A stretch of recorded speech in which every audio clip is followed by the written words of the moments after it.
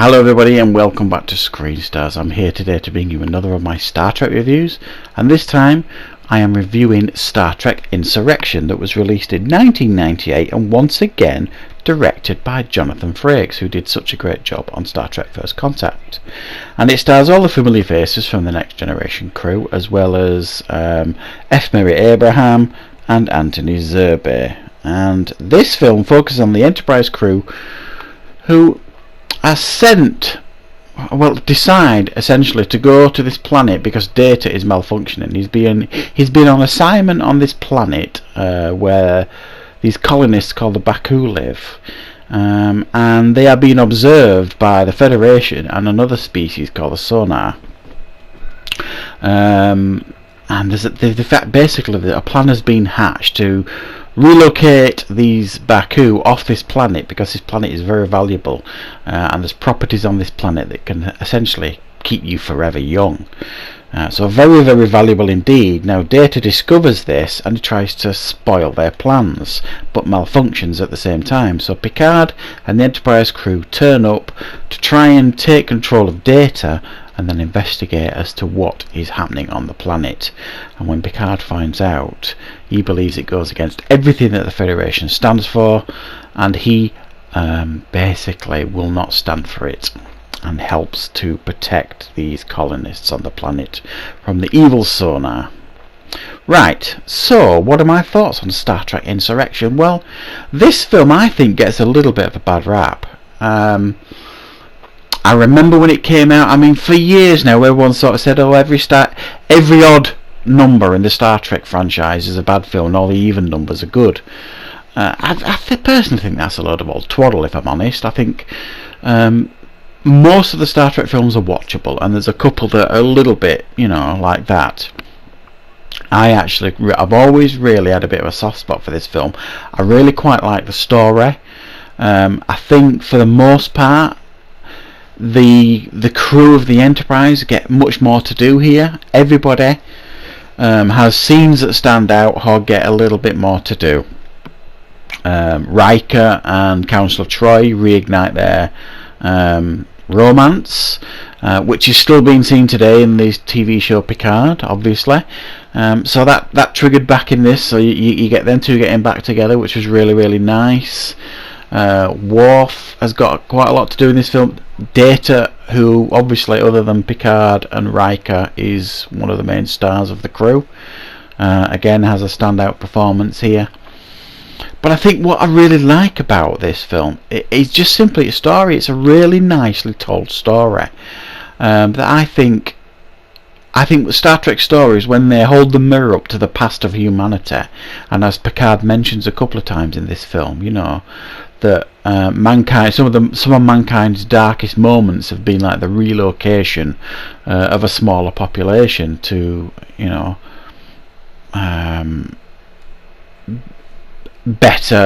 bigger population, if you like.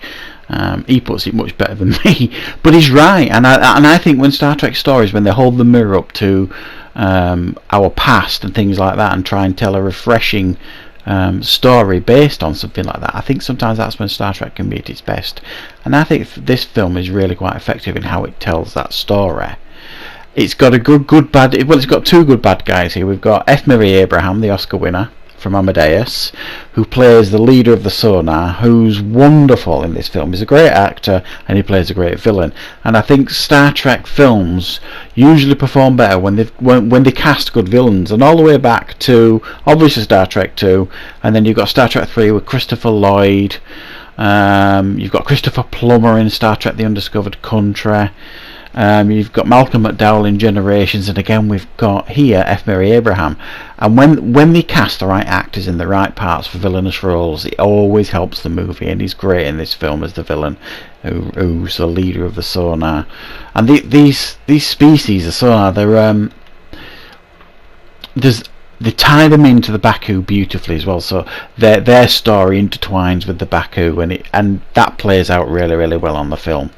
There's a good space battle when Picard basically decides he's going to go down to the planet with some of the crew of the Enterprise and help protect these Baku to stop them being relocated, he sends Riker off to try and get word to the Federation as to what's going on here, and the sonar aren't going to stand for that, and they send a couple of their very powerful ships after the Enterprise.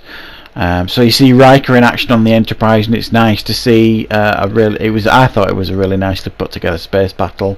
You think the Enterprise is outmanned and outgunned, if you like, in regards to these ships, but hey, it's Riker in charge.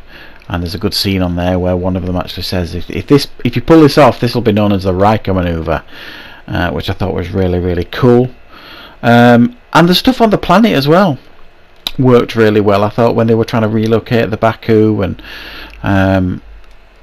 Picard and the crew are trying to discover what's going on, and they slowly learn what's happening, and Geordi gets the use of his eyes again and sees his first sunset. There's a nice little romance here for Picard, who kind of falls for one of the colonists on the planet. And it's a shame they didn't go anywhere with that. I think that's maybe something they could have explored, maybe in the Picard TV show. You know, what happened to that? Because he did say at the end of it that he was going to use his shore leave, to come back and visit her. And there was clearly a spark of romance between them. And it's a shame that has never really gone anywhere for Picard's character. So I think it's a bit overlooked, is this film. I'm not saying it's the best Star Trek film, but there are problems with it. Mainly the pacing for some people. I'm not one of these when I watch a Star Trek film where I need action. And I think the intensity of First Contact, which was quite an intense film for the most part, I think this was a really nice change of pace. For some people, the slower pace of this film will bother them. I liked it. I thought it had a good villain, good effects, a good space battle, a nice story, and there's some nice humour in it as well. You know, when some of the characters have to deal with the changes, if you like, in their body in regards to like Worf has to go through puberty again, and it's just, there are some fun moments in it as well, some classic Star Trek moments. So I'm going to give it an 8 out of 10. I do think it's a little bit overlooked, this Star Trek film. I've always liked it, and I'm really enjoyed watching it to do this review. So if you've never really watched Star Trek Insurrection, or you know, maybe it's time to revisit it and see what you think of it second time round. So I hope you enjoyed this Star Trek review. Next time I will be reviewing Star Trek Nemesis, which is the one that, you know, kind of was killed, certainly the Next Generation franchise, that's for damn sure. But I will speak more about it when I give you that review next time. So thanks for watching, everybody. I hope you enjoyed this review. I will be back with more content on Screen Stars very soon.